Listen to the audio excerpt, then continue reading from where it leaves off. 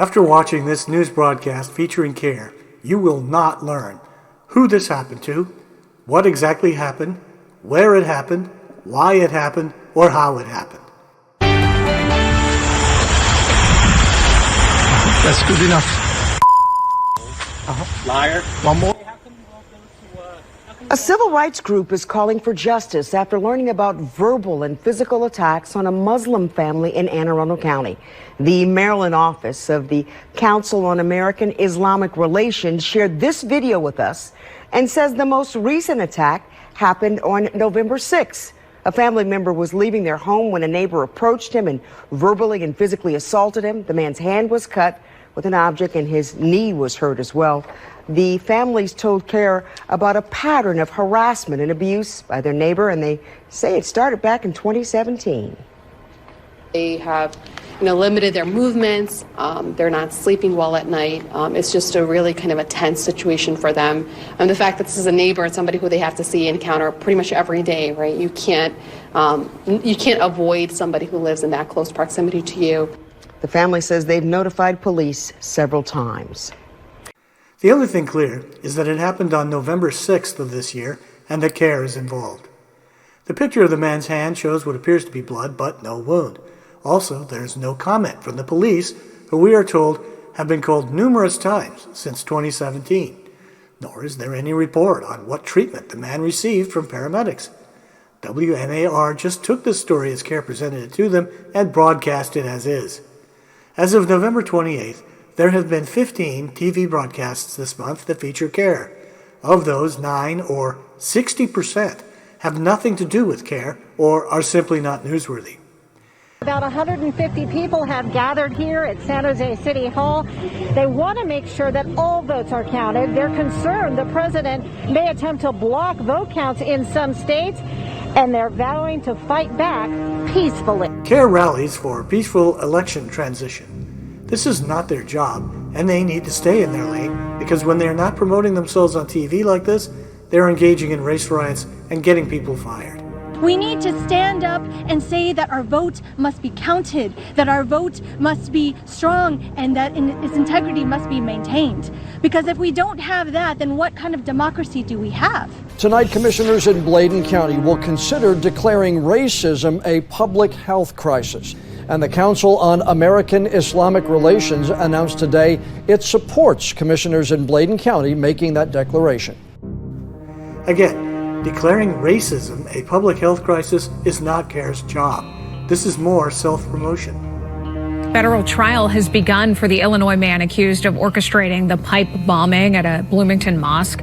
There are no CAIR broadcasts of them assisting in counter-terror efforts, but here they are, despite having documented connections to Hamas, telling us that white people are our biggest threat. These types of individuals who belong to white supremacist groups today still pose the greatest threat to our freedom and our safety. When they start confronting violent Muslims or obnoxious imams, then they can look for other causes to take up. CAIR has nothing to do with Jamar Clark. There were 2 broadcasts about CAIR and Jamar Clark. And what do they do at the memorial? They rabble-rouse. I was a victim because we thought it was just one person. But I'm going to tell you something. We are no longer going backwards. We are no longer going to see and allow for the racist systems of this country and here in Minneapolis, Minnesota to continue. Exactly what they were doing over George Floyd and now with Jacob Blake.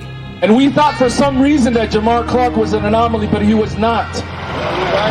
He was a trend that we failed to realize in this state and in this city and this country. And if we would have done something about Jamar Clark's death, we would have saved Philando Castile, we would have saved George Floyd, but we failed to do that.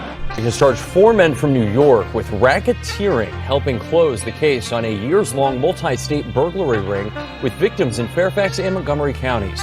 Neither Muslims nor CAIR have anything to do with this, but the TV station allows them to make their gratuitous statement anyway. It's not clear why investigators say the ring targeted immigrants. But in a statement to Fox 5, the Maryland chapter of the Council on American Islamic Relations says in part, quote, "The reprehensible stereotyping, profiling, and burglarizing of any ethnic group, especially in such an organized fashion, is particularly alarming to members of those communities." People living in some Lexington neighborhoods are finding messages of hate just outside their doors. Packets with neo-Nazi, white supremacist propaganda material inside are showing up in neighborhoods around Lexington. According to the Kentucky chapter of the Council on American Islamic Relations, someone left one of those packets outside a Muslim family's home. Again, they have nothing to do with this. According to CAIR and no one else, these flyers were left outside a Muslim's home. The flyers do not mention Muslims, and the report never returns to this detail.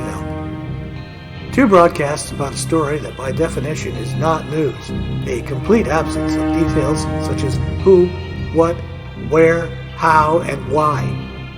This goes on TV not because it's news, but because it's CAIR. Local newscasters continue to serve as CAIR's press agent despite CAIR's public record of racism. At one time I was in tears, and the other times I could have, if I even so much as saw someone of a Caucasian hue, I would go and choke them. Inciting the public. To pull that gun out, and he saw Jacob as a threat, a man who was walking away, a man who was going inside his car with his children inside. What excuse are they going to come up with now? What excuse are they going to come up with now? And that's always been the case. This system protects itself. Having people fired. A Northeast Wisconsin college employee is out of a job tonight after making controversial comments on social media. I almost do the exact job that this guy used to do. Working against counter-terror measures. The whole watch list is illegal. Not a small part of it, not the way they do it. The whole thing, the entire enterprise. And publishing fraudulent hate reports. Hijacked by Hate is the most comprehensive report that CAIR has ever done on this phenomenon. These irrelevant stories are a growing problem because since July, they now comprise a third of the total broadcasts that feature the Council on American Islamic Relations.